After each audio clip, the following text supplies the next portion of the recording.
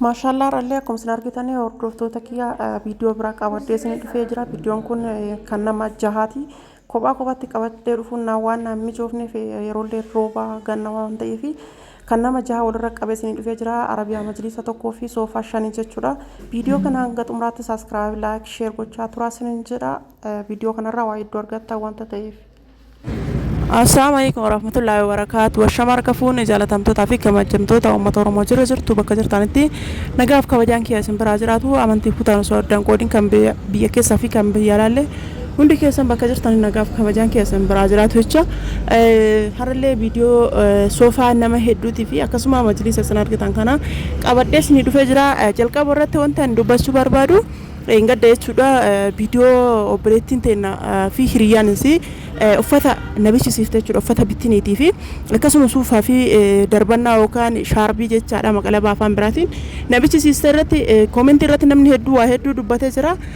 Warroonni as jala deemtanii viidiyoo kee ilaaluun isin dabbare yookaan isinitti toluu didee warroonni inaaffaan bichaan isin gubee isin ajjeese jechuudha. Viidiyoo kiyya jala ufumaa keessanii deemtanii ammallee akkasuma gubadhaa isin jedha. Inshallah ani ittuma fufa nama kaayyoo qabu jecha namaatii fi gochi namaa of duuban an deebisu wanta ta'eef jechuudha. Warroonni na jajjabeessitanii haga ammaatti hamilee naa taatanii akka of duuban deebineef akka abdiin kunneef na jajjabeessitan hundi keessanuu na jiraadhaa isin jedha. Isin jaaladhaa isin kabaja. Warri inaaffaan bichaan isin guggube akkasuma gubadhaa isin jedha. Akkasuma immoo meeshaalee obboleettiin teenya bittinii nabichi siiste irratti bittiniin sun kan nama tokkooti miti kan nama lamaati jechuudha. Obboleettiin teennallee takkallee suufa nama 10 tuunillee suufa nama 10 tuunillee bittinii nama 10 tuunillee bittinii nama 10 meeshaan sun hunduu jechaadha. Gimmaasha jechuudha. Minxaafillee kan nama jahaami kan nama sadi bitatte jechuudha. Suufnillee kan nama 20 kudhan bitatte jechuudha. Bittinillee kan nama 20 kudhan bitatte. Walumaa galatti meeshaan hunduu kan nama lamaati malee kan nama tokkooti miti. Namni tokkos meeshaa agasii maal godha isinin jedha. Namni kamuu ta'ee biyya Oromaa deemee harka qullaa hin galu. Nama fira qabne jechuudha. Hundi keenya fira qabna. Firri keenya nutti dhufa. Gaafa firri nu dhufe immoo harka qullaa hin galchinu. Kuni beekamaadha jechuudha. Akkasii dhugaa keessanii sun hundi kan nama tokko ta'ee baay'ee ulfaataa namuu abichaa badhaasu taasirriidha dhugaadha. Garuu kan nama tokkooti miti sunniin jechuudha. Kan nama hedduuti jechaadha. Kan nama lamaati jechaadha. Kan nama tokkoo qofaa miti kan nama tokkoo ta'e baay'ee ulfaataa dhugaadha.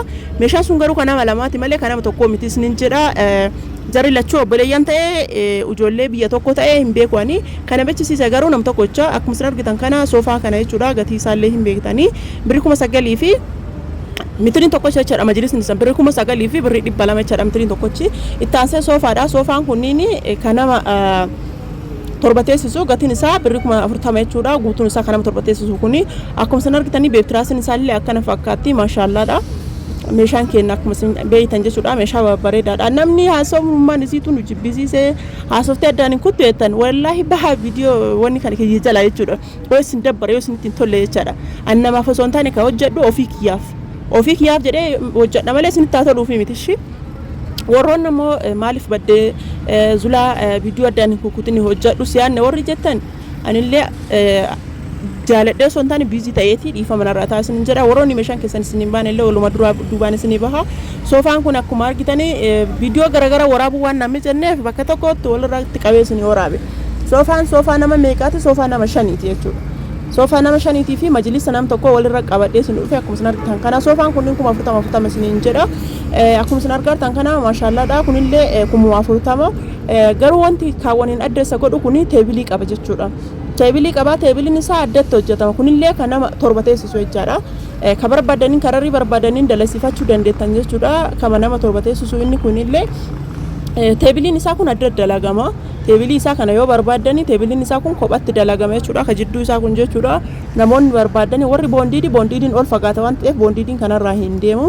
Akkasuma warri isa kana jettan garuu isa kana jechuudha. Waliin isin dalayne isin jedha. Namoonni ofii barbaadan inni kun birriin isaa kophatti teebiliin kophatti jechuudha. Wanti isin beekuu qabdanii teebiliin kun kunoo isa kana jechuudha. Carqii isin ajajjattaniin carqii isaa sanii maachii isin ta'ee haala kanaan dalagama akkuma isin argitan kana maashaallaadha baay'ee guddaadha.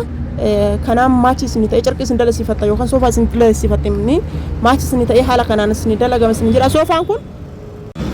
Soofaan kunillee 40 beeka. Soofaan kunillee 40 haa ta'u malee garuuyyuu teebilii isaa kophattu teebilii isaa bitatuyyuu kophatti daleessifama malee soofaan kun 40,000 kana ta'ee kaala ta'e jiru ta'e 40,000 jechuudha. Argitanii meeshaa hedduudha, meeshaa nama hedduuti, meeshaa tokko miti jechuudha. Akkuma isin argitan kana kunniin martu 40,000 namoonni daleessifachuu barbaadanii namoonni isinitti tole. Namoonni daleessifachuu barbaadan koottaa isiniin jedha. Gatiin isaa baay'ee rikkaasha. Akkuma isin argitan kana soofaa nama hedduuti jechuudha. Kan walirra qabannee dhufnee akkuma isin argitan kana soofaa nama 5ti fi majlisa nama tokkooti. Majlisni sun mitiriin tokkochi 9,200 isiniin jedhee jira. Soofaan kunniin garuu abbaa torbaate jechuudha. Nama torbateessisu gatiin isaa 40,000 qofa jechuudha. Maashaallah gatiin isaa baay'ee qallaalidha. Koottaatti itti dhiyaadhaati dalaysifadhaa isiniin jedha. Meeshaaleen osoo isin biraa hin dabali isin jalaa hin dabalin itti dhiyaadhaa isiniin jedha. Meeshaan kennaa meeshaa kwaalitiidha isiniyyuu hin beektanii warroonni dalaysifattanii ragaan ni baatu isiniin jedha. Meeshaa akkana fakkaatu meeshaa oriijinaalii meeshaa babbareedaa kanneen itti dhiyaadhaa dalaysifadhaa isiniin jedha.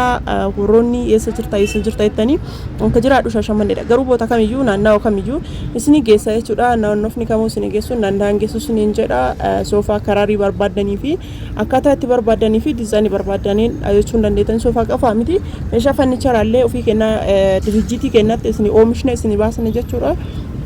Isa biraa lakkoofsi bilbilaa duwwaa 972 duwwaa 25 19 irratti telegiraamii fi waasaappiin argachuu dandeettanii. Lakkoofsi dabalataa ammallee duwwaa 9 1927 14 78 irratti ammallee na argachuu dandeettanii isiniin jedha. Lakkoofsa sana irratti illee meeshaaleen kennaa akkuma isin argitanii kinoo haala kanaan akkana fakkaata isiniin jedha. Akkanatti isin dhiyeessinee jira. Meeshaa oriijinaalii meeshaa kwaalitii kanneen jechuudha. Itti dhiyaadhaati dalaysifadhaa. Hiriyoota keessanillee sheer godhaa. Asumaan saabskiraayib laayik sheer gochuu hin raaffatinaa isiniin jedha. Turtiin keessan turtii gaarii.